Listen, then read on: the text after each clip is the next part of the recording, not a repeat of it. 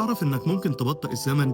دي ظاهرة بيسميها العلماء الزمن النفسي، إن إحساسك بالزمن بيتغير حسب حالتك الانفعالية وحسب الموقف اللي أنت فيه. لما تكون زهقان أو متضايق اليوم بيعدي كأنه سنة، وده اللي وثقه إيهاب توفيق في أغنيته الأيام الحلوة بتعدي في ثواني. لكن إزاي تبطئ الزمن من غير ما تنكد على نفسك؟ في شعور إيجابي معين لو حسيت بيه هتحس إن يومك أطول، والإحساس ده هو بيتنطق كده في الإنجليزي ومعناه الرهبة أو الانبهار. لما تكون واقف قدام منظر طبيعي مدهش، بحر واسع ملوش نهاية أو أثر عمره آلاف السنين، أو لما تحضر حدث بيشارك فيه آلاف الناس أو أوركسترا متناغمة بدرجة مذهلة، أو لما تبص على السما بالليل وانت بتفكر في حجم الكون. عارف الإحساس ده؟ العلماء في التجربة دي لقوا إن اللي أثاروا فيهم الإحساس بالرهبة حسوا إن اليوم أطول. طيب ايه العلاقة؟ لما تشوف حاجة عظيمة أو مبهرة بتحس بالتواضع، بتهدى، بتحس إن الدنيا أوسع والكون أعظم من الحاجات الصغيرة اللي شاغلة تفكيرك، بتندمج في الشيء المذهل اللي حصل قدامك وتعيش اللحظة، فتبقى هادي ومش مستعجل، وده بيحسسك إن اليوم طويل وإن عندك وقت تعمل حاجات أكتر، وكأن الزمن بقى بطيء فعلا. شفت بقى جت منين؟ فقول لي بقى،